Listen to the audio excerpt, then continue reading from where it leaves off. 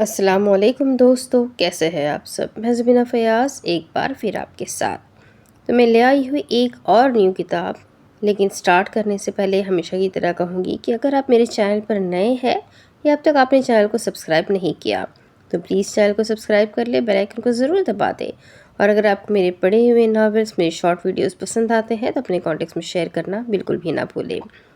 تو یہ کتاب ہے ان نیو رائٹرز کی جنہوں نے ابھی ابھی لکھنا شروع کیا ہے۔ چھوٹے چھوٹے سے افسانے لکھتے ہیں، چھوٹی چھوٹی شارٹ سٹوریز لکھتے ہیں، آگے چل کر انشاءاللہ یہ بھی بڑی بڑی ناولیں لکھیں گے۔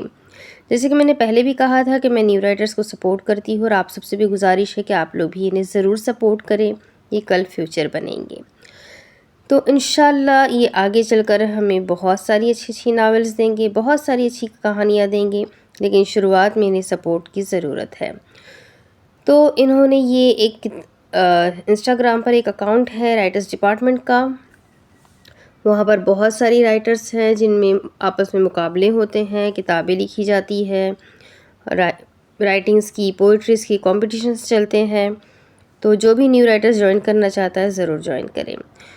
تو ہم بڑھتے ہیں کتاب کی طرف۔ بسم اللہ الرحمن الرحیم، شروع اللہ کے نام سے جو مہربان نہایت رحم والا ہے۔ تو اس کتاب کا نام ہے انمول موتی۔ اس کے 2 پارٹس ہیں، 2 سیزنز آپ بول لیں، 2 حصے بول لیں، 2 حصے ہیں۔ یہ پہلا حصہ ہے، دوسرا حصہ میں آپ کو اس کی بات ضرور سناؤں گی۔ تو پیش قلم میں بھی انہوں نے یہی لکھا ہے کہ رائٹر ڈپارٹمنٹ کے بارے میں، ان کی لکھاریوں کی تعداد کے بارے میں آپ لوگ خود بھی پڑھ سکتے ہیں۔ تو میں آگے زیادہ وقت نہ ضائع کرتے ہوئے کہانیوں کی طرف بڑھ رہی ہوں، اینڈ آئی ہوپ آپ سب لوگ سننا ضرور چاہیں گے۔ اور یہ ہیں ان کے 3 ونرز۔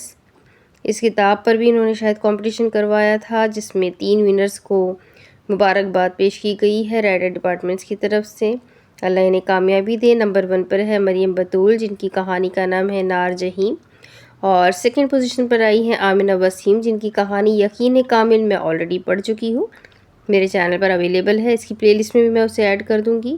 تیسرے نمبر پر ہے فاطمہ امین، ان کی کہانی ہے اللہ پر یقین۔ تو چلیں ہم لوگ اور وقت نہ برباد کرتے ہوئے جلدی جلدی سے سٹوریز کی طرف چلتے ہیں، کیونکہ میں خود بھی پڑھنے کے لیے بہت بے چین ہوں۔ تو شروع کرتے ہیں اور دیکھتے ہیں انہوں نے کتنی پیاری کہانیاں لکھی ہوئی ہے۔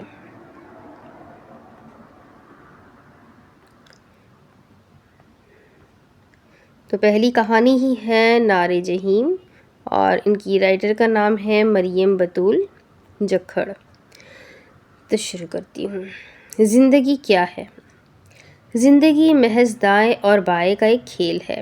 آپ نے سنا ہوگا جن کے اعمال نامے دائیں ہاتھ میں ہوں گے وہ کامیاب ہیں، اور جن کے بائیں ہاتھ میں وہ ٹھیک سمجھے آپ وہی لوگ خسارے میں ہیں۔ مگر یہ دائیں بائیں کیا ہے، کبھی سوچا ہم نے؟ یہ ہے خیر اور شر، نیک اور بد، جنت اور دوزخ۔ آج میرا برتھ ڈے ہے اور میں بے حد خوبصورت لگنا چاہتی ہوں۔ اس نے آنکھوں پر مسکارا گہرا کرتے ہوئے چہرے کو میک اپ کا ایک آخری ٹچ دیا اور خود کو ستائشی نظروں سے آئینے میں دیکھنے لگی۔ نرم ملائم جلد پر بڑی بڑی سیاہ آنکھیں چہرے کی کشش بڑھا رہی تھی۔ دائیں رخسار پر نمودار ہوتا سیاہ تل دودھیا رنگت پر بے حد جچ رہا تھا۔ گھٹنوں سے اوپر آتی ہلکی گلابی شرٹ کے نیچے سفید جینز پہنے وہ تیار تھی۔ اس نے کرسی پر جھولتا اپنا پرس کندھے پر ڈالا اور کمرے سے باہر نکل گئی۔ گاڑی کو تیزی سے سڑک پر دوڑاتے اس نے اپنی دوست کے گھر کے سامنے بریک لگائی اور بے صبری سے ہارن بجانے لگی۔ 5 منٹ کے بعد سیاہ بائیں میں ملبوس لڑکی نے گھر کے باہر قدم رکھے، جو آنکھوں کے سوا پوری طرح سے ڈھکی ہوئی تھی۔ اتنی دیر کیوں لگاتی ہو یار فاطمہ، پتہ بھی ہے آج مجھے جلدی پہنچنا ہے۔ فاطمہ اس کے ساتھ فرنٹ سیٹ پر آ بیٹھی تھی جب وہ بولی، اور پھر ایک جھٹکے سے گاڑی آگے بڑھا لی۔ تم اتنی تیار کس لیے ہوئی ہو؟ فاطمہ نے اس کی بات قصدن نظر انداز کرتے ہوئے استفہامیہ نظروں سے اسے دیکھا۔ بھئی آج برتھ ڈے ہے میرا، یونیورسٹی میں میرے کچھ دوست ہیں اور وہ تمہاری طرح کی بوجھ شخصیتیں بالکل بھی نہیں ہیں۔ آخر میں وہ ہولے سے ہنس دی۔ فاطمہ اسے دیکھ کر رہ گئی۔ تو اب میں تمہارے لیے بوجھ شخصیت ہو گئی ہوں زمل؟ اس نے سیاست سے پوچھا۔ تو زمل نے مسکرا کر نفی میں سر ہلایا۔ میں تم پر سوال نہیں اٹھا رہی، مگر جو سچ ہے وہ تو سچ ہے۔ فاطمہ کچھ نہ بولی۔ یونیورسٹی اس کے گھر سے 1 گھنٹے کی مسافت پر تھی۔ وہ ہمیشہ سے اس سفر میں بولتے ہوئے تھکتی نہیں تھی، کبھی گھر کی باتیں، کبھی زمل کی یونیورسٹی والی باتیں، تو کبھی کسی بات کو لے کر ایسی بحث چھڑ جاتی کہ سارا راستہ اسی میں کٹ جاتا۔ زمل تم سے ایک بات کہوں، برا تو نہیں مانو گی؟ چند پل کی خاموشی کے بعد فاطمہ نے ٹھہرے ہوئے لہجے میں پوچھا۔ بولو۔ وہ اسی پل سنجیدہ ہو گئی۔ کیا ملتا ہے یہ ڈریسنگ کر کے، یہ میک اپ کر کے، فضول کی آرائشیں، زیب و زینت تمہیں سکون دیتی ہے کیا؟ فاطمہ نے بلا جھجک کہا۔ زمل کے تاثرات بگڑ سے گئے۔ اپنا تو نہیں پتا، لیکن مجھے لگتا ہے کہ تمہیں میری تعریف کرنے کی بجائے مجھ پر طنز کرنے سے زیادہ سکون ملتا ہے۔ اس کا موڈ بگڑنے لگا تھا۔ میں کیوں تم پر طنز کروں گی زمل؟ میں تو ایک انسان ہوں۔ انسانوں پر طنز کرتے ہوئے اچھے تھوڑی نہ لگتے ہیں۔ میں تو بس یہ چاہتی ہوں کہ تم میری ایمانی ساتھی بنو، بالکل ویسے ہی جیسے ایک وقت میں تم ہوا کرتی تھی۔ مجھے وہ لڑکی واپس چاہیے جس نے میرے ساتھ حفظ کیا تھا۔ مجھے زمل عباس نہیں چاہیے، مجھے حافظہ زمل عباس چاہیے۔ فاطمہ کو لگا وہ اب بھی اپنے دل کی بات اس تک نہیں پہنچا پائی، تبھی تو اس نے سر کے ایک جھٹکے سے اس کے الفاظ کو بھی جھٹک دیا تھا۔ وہ غصے میں خاموش ہو جایا کرتی تھی، اس کی باتوں کے جواب نہیں دیا کرتی تھی۔ اس کا دل جلتا تھا جب فاطمہ اسے حفظ کے طعنے دیتی تھی۔ وہ تسلیم کرتی تھی کہ اس نے حفظ کیا ہے، مگر وہ اسی حفظ پر اٹکی ہوئی نہیں رہ سکتی۔ وہ اپنی زندگی میں بہت آگے بڑھ آئی ہے، اب کیا ساری زندگی اسی حفظ کے نام پر قید ہو کر رہ جائے؟ اسی بگڑے ہوئے موڈ کے ساتھ اس نے یونیورسٹی میں قدم رکھا تھا۔ 4 سال پہلے ان دونوں نے ایک ساتھ ہی حفظ مکمل کیا تھا۔ فاطمہ کی خوشی کی حد نہیں تھی۔ اسے یقین نہیں آ رہا تھا کہ اللہ کا کلام اب اس کے دل میں محفوظ ہے۔ وہ زیادہ خوشی میں رو دیا کرتی تھی، اور اس دن بھی وہ زمل کے گلے سے لگی پڑی تھی۔ اللہ کرے ہم ایسے ہی قدم سے قدم ملا کر اس راہ پر چلتی رہیں۔ اگر کبھی کوئی ایک گرنے لگے تو دوسری اسے تھام لے، کوئی ایک راہ سے ہٹنے کی کوشش کرے تو دوسری روک لے، بس ہم کبھی بھی الگ نہ ہوں۔ اس لمحے اس نے کہا تھا، اور وہ اپنی بات پر آج بھی قائم تھی۔ حفظ مکمل ہو جانے کے بعد فاطمہ ہی اسے شرعی پردے کی طرف لے آئی تھی۔ اس نے کہا تھا کہ وہ نیکیوں میں ایک ساتھ آگے بڑھیں گی، اور جہاں پر تھوڑی سی بھی روشنی نظر آتی وہ اسے کھینچ کر وہاں لے جایا کرتی تھی۔ حفظ کے بعد شرعی پردہ اللہ کی راہ میں آگے بڑھنے کے لیے ایک بڑا قدم تھا۔ زمل شروع میں بہت پرجوش تھی، مگر جب اسے اپنے خاندان کے کئی لوگوں سے باتیں سننے کو ملی تو وہ تھکنے لگی۔ اس کے اندر اتنی برداشت کہاں تھی کہ وہ لوگوں کی باتوں پر ثابت قدمی کا مظاہرہ کرتی۔ پھر 2 سال قبل جب وہ دونوں یونیورسٹی آئی تو فاطمہ کا ڈپارٹمنٹ اس سے الگ تھا۔ زمل اپنی کلاس کے ماحول میں ایڈجسٹ نہیں کر پا رہی تھی۔ سب لڑکے لڑکیاں آپس میں گھل مل گئے تھے، مگر کوئی اس کے قریب تک نہیں آتا تھا۔ اسے خود سے کوفت ہونے لگی تھی، ایک احساس کمتری تھا جو دل میں بیٹھ چکا تھا۔ اور اس دن جب وہ اپنی ایک کلاس فیلو تحریم، جس سے اس کی کچھ دوستی ہو گئی تھی، کے گروپ میں بیٹھی تو اس کے گروپ کے لڑکے لڑکیوں نے باتوں باتوں میں ہی اس کا بہت مذاق اڑایا تھا۔ ان لوگوں کے نزدیک عبایا میں ملبوس لڑکی پینڈو، جاہل اور گوار سے زیادہ حیثیت نہیں رکھتی تھی۔ اس دن وہ گھر آ کر بہت روئی تھی۔ نقاب اور عبایا میں ملبوس خود کو آئینے میں دیکھتے ہوئے اسے اپنا آپ بے حد برا لگا تھا۔ اس کا دم گھٹنے لگا تھا۔ اسے لگا یہ نقاب اس کی سانسیں چھین لے گا، اسے لگا وہ مر جائے گی۔ اگلے ہی پل اس نے کھینچ کر اسے اتارا اور دور پھینک دیا۔ تمہیں کوئی حق نہیں ہے کہ مجھ سے میری زندگی چھین لو۔ اس دن اس نے آخری بار برقعے کو ہاتھ لگایا تھا۔ اپنا حسین چہرہ آئینے میں دیکھتے ہوئے وہ خود کو کسی افسرہ سے کم نہیں لگتی تھی۔ اس کا بھی حق تھا کہ لوگ اسے سراہیں، پھر وہ کیوں اپنے حسن کو چھپا کر پھرتی تھی؟ وہ سمجھتی تھی کہ اس نے پردہ چھوڑ کر کچھ غلط نہیں کیا ہے۔ جو چیز انسان کو تکلیف دے اسے چھوڑ دینا چاہیے، کیونکہ اللہ تو خود کہتا ہے نا کہ وہ اپنے بندے پر آسانی چاہتا ہے۔ پھر وہ بھی تو خود کے لیے آسانی کر رہی تھی۔ اگلے دن جب وہ بنا عبایا اور نقاب کے گاڑی میں فاطمہ کے گھر کے سامنے رکی تو وہ اسے دیکھ کر دنگ رہ گئی تھی۔ شرعی پردہ تو دور کی بات، اس نے سرے سے پردہ ہی چھوڑ دیا تھا۔ فاطمہ نے اس سے بہت سوال کیے، بہت سمجھایا، مگر وہ تو جیسے سنتی ہی نہیں تھی۔ بس مجھے اس میں گھٹن ہوتی تھی فاطمہ، اور اللہ یہ تو نہیں کہتا کہ حکم بجا لانے کے لیے خود کو مار ہی ڈالو۔ اس کے سوال پر جمل نے تنک کر جواب دیا تھا۔ فاطمہ سن سی رہ گئی تھی۔ اس کے لیے یہ ایک بڑا دھچکا تھا۔ وہ اپنی جمل جیسی پیاری ساتھی کو دنیا کی رنگینیوں میں چھوڑ کر اکیلی روش پر نہیں چلنا چاہتی تھی۔ جمل، جہنم کا منظر یاد ہے نا تمہیں؟ دہکتی ہوئی آگ جسے دوام حاصل ہوگا۔ ہم انسانوں کی جلائی گئی آگ کی تپش سہ نہیں سکتے، تو سوچو وہ آگ جو اللہ تعالیٰ کی سلگائی ہوئی ہوگی، کیا اسے برداشت کر پائیں گے؟ وہ اسے سمجھاتے ہوئے تھکتی نہیں تھی، مگر جمل کے لیے اس کے الفاظ جیسے روئی کے گالے تھے جو محض فضا میں بکھرنے کے لیے تھے۔ یار تم ہر وقت مجھے کیوں آخرت یاد دلاتی رہتی ہو؟ میں نے ایسے بھی کیا گناہ کیے ہیں کہ اپنی خوشی کے لیے کچھ کرنا گناہ ہے؟ تم بار بار کیوں مجھے بچوں کی طرح سبق پڑھانے لگ جاتی ہو؟ وہ فاطمہ کی باتوں سے تنگ آ چکی تھی۔ ہر انسان کی زندگی میں ایک ڈرانے والا ہونا چاہیے تاکہ جب وہ بھٹکے تو وہ اسے سیدھی راہ پر لائے۔ تمہاری زندگی میں مجھے بھیجا گیا ہے جمل، تم میری بات سمجھ کر تو دیکھو۔ فاطمہ کا لہجہ فکریہ تھا، مگر اسے اب سمجھ آئی تھی کہ اندھا، گونگا اور بہرا ہونا کسے کہتے ہیں۔ وہ جمل کے سامنے کئی پہلو رکھ چکی تھی، مگر اس کی سوچ کو بدل نہیں پا رہی تھی۔ اسے اب علم ہوا تھا کہ اللہ نے کیوں آپ صلی اللہ علیہ وسلم سے کہا تھا کہ کافروں کے ان کے حال پر چھوڑ دیں۔ آپ کے کہنے یا نہ کہنے سے یہ ایمان نہ لائیں گے۔ ہم مسلمان بھی تو ایسے ہی ہیں، ہم ایمان رکھتے ہیں مگر دھند میں لپٹی آنکھوں اور گرد سے اٹیلے دلوں کے ساتھ۔ جب حکم کی تعمیل کی باری آتی ہے تو کسی کا کہنا نہ کہنا ہمارے لیے برابر ہوتا ہے، ہم عمل ہی تو نہیں کرتے۔ جمل کے سامنے کئی راستے کھل گئے تھے۔ اس کے پردے نے اسے کن کن راہوں سے روک رکھا تھا، اسے اب علم ہوا تھا، مگر اب تو وہ یونیورسٹی میں جانی پہچانی شخصیت بن گئی تھی۔ لوگ اس کے آگے پیچھے گھومتے تھے، اسے لگا وہ کسی قید سے آزاد ہوئی ہے۔ کئی لوگوں نے اس سے دوستی کے لیے ہاتھ بڑھایا تھا۔ وہ لڑکے لڑکیاں جو اسے جاہل کہتے تھے اب اس کے گرویدہ ہو پڑے تھے۔ اسے یہی تو چاہیے تھا، یہی توجہ، یہی تعریفیں، یہی سب کچھ جو اسے مل رہا تھا۔ مجھے اور کسی چیز سے غرض نہیں ہے جمل، مجھے بس فکر ہے تو تمہاری اور اپنی آخرت کی۔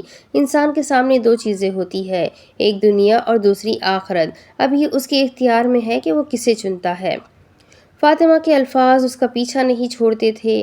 وہ اس سے دوستی ختم نہیں کر سکتی تھی کیونکہ وہ بچپن سے اس کے ساتھ رہی تھی۔ ہاں، مگر وہ اب اس سے قدرے دور ہو گئی تھی۔ وہ اس کی نصیحتوں سے بھاگنے لگی تھی۔ تمہیں یہ عبایا پہن کر کیا مل گیا ہے فاطمہ؟ اس ولیم میں اگر تمہیں کوئی دوسری مرتبہ دیکھے تو پہچانے گا بھی نہیں، اور تم یونیورسٹی میں آ کر بھی وہی بیکورڈ سوچ کیوں رکھتی ہو یار؟ جمل اس سے حقیقتاً اکتا چکی تھی۔ فاطمہ نے حیرت سے اسے دیکھا۔ یہ وہ جمل تو نہیں تھی جسے وہ 2 سال پہلے جانتی تھی، یہ تو کوئی اور تھی۔ مجھے یہ دنیا اور اس کے لوازمات چاہیے بھی نہیں ہے، مجھے اللہ کے سوا کچھ چاہیے ہی تو نہیں۔ اس کا جواب اتنا ہی تھا۔ جمل نے بیزاری سے سر جھٹک دیا۔ وہ اب اس کی باتوں کو نظر انداز کرنے کے سوا کچھ نہیں کر سکتی تھی۔ آج بھی وہ اس کی بات کو سختی سے جھٹک کر ڈپارٹمنٹ کی طرف بڑھ گئی تھی۔ کلاس میں قدم رکھتے ہی ایک شور ابھرا اور وہ حیرت کا بت بنی رہ گئی۔ اسے برتھ ڈے وش کرنے کے لیے سبھی تیار کھڑے تھے، ہاتھوں میں غبارے اور شوٹرز پکڑے ہوئے انہوں نے اس کا استقبال کیا۔ اس کا بگڑا ہوا موڈ ایک پل میں خوشگواری کی انتہا کو پہنچ گیا۔ اسے سمجھ نہیں آیا کیا کہے، وہ بس ان سب کے مسکراتے چہرے دیکھ رہی تھی۔ پھر ایک شخص آگے بڑھا اور سرخ گلابوں کا بوکے اس کے سامنے کیا۔ Happy birthday Jamal, I want to ask you something, اور ساتھ ہی اس نے ارسلان کو گھٹنوں کے بل نیچے بیٹھتے دیکھا۔ کیا تم میرا ہاتھ تھام کر میرے ساتھ چلو گی عمر بھر کے لیے؟ جمل کو یقین نہیں آیا، کیا وہ اسے پرپوز کر رہا تھا؟ اس کا چہرہ شرمندگی سے سرخ پڑ گیا۔ وہ یوں سب کے ساتھ کیسے اسے پرپوز کر سکتا تھا؟ پھر اس نے خفت سے چہرہ اٹھا کر باقی سب کو دیکھا جو اس کے جواب کے منتظر تھے، پھر ارسلان کو دیکھا۔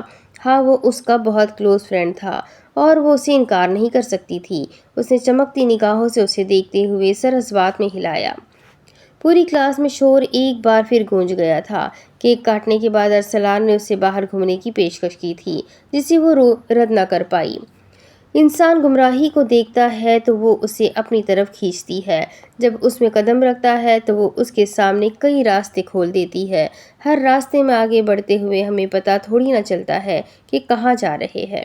ہم تو بس چلتے جا رہے ہوتے ہیں بنا سمت کا تعین کیے، پھر پلٹنے کا راستہ تبھی میسر آتا ہے جب یہ ہماری روح کو مسل دیتی ہے، یا پھر تب جب اس گمراہی کا بسیرا ہمارے دل پر اس قدر سخت ہو جاتا ہے کہ ہم مرنے لگتے ہیں۔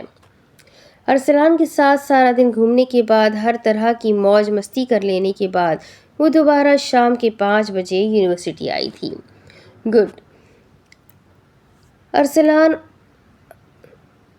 گڈ بائے ارسلان، اور شکریہ میرا آج کا دن یادگار بنانے کے لیے۔ وہ دل سے مسکرائی تھی۔ ارسلان نے آنکھوں میں چمک لاتے ہوئے اسے بغور دیکھا اور پھر ذرا قریب ہو کر بولا، شکریہ کہنا کافی نہیں ہے محترمہ، مجھے بس تمہارا وقت چاہیے۔ وہ اس کے لفظوں کی حدت کو محسوس کرتی واپس پلٹ آئی۔ ارسلان کے ساتھ اس کا تعلق پچھلے 1 سال سے بہت گہرا ہونے لگا تھا۔ اس نے اپنے پرانے دوستوں کو خیر بات کہہ کر جمل کا ساتھ اپنا لیا تھا۔ شروع میں اسے عجیب لگا کیونکہ اسے لگا تھا کہ وہ کسی اور کو پسند کرتا ہے، مگر پھر اپنے ساتھ اس کا رویہ دیکھ کر وہ بھی اس سے قریب ہوتی چلی گئی۔ وہ اسے سراہتا تھا تو وہ موم ہی ہو جاتی تھی۔ ارسلان نے بہت کم وقت میں جمل کے دل میں جگہ بنا لی تھی۔ یوں بھی وہ ہینڈسم تھا اور کلاس کی کئی لڑکیاں اسے جمل کے ساتھ دیکھ کر جل بھن کر سیاہ ہو جایا کرتی تھی۔ جمل کے لیے اس سے بڑھ کر تسکین کیا ہو سکتی تھی کہ اسے لگتا جیسے دنیا اسی کی دسترس میں آ گئی ہو۔ آج جب ارسلان نے اسے ساری کلاس کے سامنے پرپوز کیا تو اسے عجیب سا احساس ہوا، مگر پھر کچھ لڑکیوں کے سیاسی اڑاتے چہروں نے اسے تسکین کی گولی دی اور وہ مدہوش ہو گئی۔ اسی احساس برتری کو تو محسوس کرنا چاہتی تھی وہ۔ جو لوگ اسے ایک وقت میں جاہل کہتے تھے، اب انہیں احساس کمتری میں دیکھ کر وہ خوش تھی۔ لڑکیاں تو دور کی بات، کئی لڑکے بھی اسے ارسلان کے ساتھ دیکھ کر خاک ہوتے تھے۔ مسکراتے ہوئے چہرے کے ساتھ وہ فاطمہ کے ڈپارٹمنٹ کی طرف بڑھ رہی تھی۔ چھٹی ہو چکی تھی اور وہ ایریا بالکل خالی تھا جہاں سے وہ گزر رہی تھی۔ لمحے بھر میں کوئی تیزی سے اس کے قریب سے گزرا۔ جمل نے حیرت سے اپنے سامنے جاتے اس لڑکے کو دیکھا، مگر پھر اچانک ہی وہ لڑکا پلٹا اور ہاتھ میں موجود تیزاب کی شیشی اس کے اوپر انڈیل دی۔ جمل اس اچانک حملے کے لیے تیار نہیں تھی۔ ایک چیخ اس کے لبوں سے آزاد ہوئی۔ تیمور اس کا کلاس فیلو تھا، جو تیزاب کی بوتل اس کے دائیں گال اور گردن پر چھڑک چکا تھا۔ بچاؤ کی کوشش میں اس کے ہاتھ بھی تیزاب کی زد میں آ چکے تھے۔ ارسلان کے ساتھ شادی کرو گی تم؟ لو، بھاڑ میں گئی تمہاری لو سٹوری۔ اگر تم میری نہیں ہو سکتی تو کسی کی نہیں ہوگی۔ اسے تڑپتے چھوڑ کر وہ اتنا کہہ کر وہاں سے بھاگ چکا تھا۔ جمل کی چیخیں بلند ہوتی چلی گئی۔ اسے کچھ نظر نہیں آ رہا تھا، تپش آنکھوں تک جا رہی تھی۔ وہ وہیں نیچے بیٹھتی چلی گئی۔ اسے شدت کی جلن محسوس ہو رہی تھی۔ وجود کپکپاہٹ کا شکار تھا۔ گردن پر جھلسنے کا احساس بھی بڑھ رہا تھا۔ جلنے کا احساس بھی بڑھ رہا تھا۔ اسے لگا اس کے وجود کو دہکتی ہوئی آگ میں ڈال دیا گیا ہے اور وہ اس بھٹی میں بھنتی چلی جا رہی ہے۔ چیخوں اور سسکیوں میں اضافہ ہونے لگا۔ وہ خود کو گھسیٹنے لگی، مگر یہ تکلیف حد سے بڑھ رہی تھی۔ وہ محسوس کر سکتی تھی کہ اس کا دل بھی جل رہا تھا۔ اسے لگا اس کے وجود کا ایک ایک پور اس جلن کا شکار ہے، جسم سے جیسے روح کھینچی جا رہی تھی، اب کہ وہ خود کو گھسیٹ بھی نہیں پا رہی تھی۔ یا رب العالمین! اس لمحے اس کے دہکتے ہوئے دل نے پکارا تھا۔ جاتے نومبر کی ٹھٹرتی شام میں بھی وہ اس جلن کے احساس پر خود کو موت سے بے حد قریب کر رہی تھی۔ نار اللہ موقدۃ، وہ اللہ تعالیٰ کی سلگائی ہوئی آگ ہوگی۔ اس کی سماعتوں سے جیسے کوئی آواز ٹکرائی تھی۔ التی تطلع علی الافئدۃ، وہ جو دلوں پر چڑھتی چلی جائے گی۔ اسے محسوس ہوا اس کا دل خاکستر ہو رہا ہے۔ انہا علیہم موصدۃ، وہ ان پر ہر طرف سے بند کی ہوئی ہوگی۔ اس کی سانسیں گویا بند ہونے لگی تھی۔ فی امد ممددہ، بڑے بڑے ستونوں میں۔ الحمزہ، اس کی سیاہی میں ڈوبی آنکھوں کے سامنے قیامت کا ہولناک منظر لہرایا۔ وہ دہکتی ہوئی شعلہ بار آگ میں پڑی تڑپ رہی تھی۔ اس کا دل اس آگ کی لپیٹ میں تھا اور اس کے گناہوں کی سیاہی نے اس آگ کو بھی سیاہ کر دیا تھا۔ ہم ناشکرے لوگ ہیں جمل، تکلیف میں تو اسے پکارتے ہیں مگر آرام میں غافل رہتے ہیں۔ تمہیں کیا لگتا ہے مسلمان ہونا کافی ہوتا ہے؟ مسلمان ہونے سے پکڑ نہیں ہوگی، ضرور ہوگی، اور اس کا علم ہمیں تب ہوگا جب ہمارے اعمال دیکھ کر جہنم خوش ہو جائے گی۔ جب ہمیں اس دوزخ کا ایندھن بنا دیا جائے گا تو یقیناً ہم جان لیں گے۔ فاطمہ کی آواز نے اسے دنیا سے غافل ہونے سے پہلے آخری بار جھنجھوڑا تھا۔ اب آگے، یہ نصف دسمبر کی شب تھی جب وہ بستر میں پڑی کھلی آنکھوں سے چھت کو تک رہی تھی۔ آدھا جھلسا ہوا چہرہ اندھیرے میں دکھائی نہیں دیتا تھا، اور جس کے پلڑے ہلکے ہوں گے اس کا ٹھکانہ ہاویہ ہے۔ تجھے کیا معلوم کہ وہ کیا ہے؟ وہ تند تیز آگ ہے، القاریہ۔ اسے قرآن یاد تھا، وہ اس کے دل میں زندہ تھا، مگر کیا اس دل میں جس میں دنیا کی محبت کوٹ کوٹ کر بھری تھی، اب وہ دنیا کہاں تھی؟ ارسلان اسے پہچاننے سے انکاری تھا۔ اس کے پاس نہ حسن رہا تھا نہ وہ حسن کو سراہنے والے۔ اس حادثے میں وہ بچ تو گئی تھی، مگر اس کا دل جل گیا تھا، اس دل کی خواہشات جل گئی تھی، دنیا کی محبت جل گئی تھی۔ اگر کچھ زندہ رہ گیا تھا تو وہ اللہ کا کلام تھا، جو اسے ہر آتے لمحے میں ملامت کی زنجیریں پہنا دیتا تھا۔ اس کی پلکیں خشک نہیں ہو رہی تھی۔ کاش وہ فاطمہ کی باتیں سن لیتی، کاش اسے یہ خسارہ نہ اٹھانا پڑتا، اس کے پاس یہ کاش رہ گیا تھا۔ تو نیکسٹ سٹوری ہے حیثیت، عریشہ عقیل کی لکھی ہوئی، جو میں آپ کو اگلے ویڈیو میں سناتی ہوں۔ تو میرے ساتھ بنے رہے۔ اس انمول موتی کی ساری کہانیاں میں آپ کو ایک کے بعد ایک سناتی جاؤں گی، الگ الگ رائٹرز کی لکھی ہوئی ہے۔ آپ لوگ پلیز ان سب رائٹرز کو ضرور سپورٹ کریں، ویڈیو کو ضرور لائک کریں، اپنے کانٹیکٹس میں ضرور شیئر کریں، اور چینل کو ضرور سبسکرائب کر لیں۔ تو ملتے ہیں اگلے نئے ویڈیو میں اس کی نیکسٹ سٹوری کے ساتھ۔ تب تک کے لیے اپنا خوب سارا خیال رکھیں، مجھے بھی دعاؤں میں یاد رکھیں۔ اللہ حافظ۔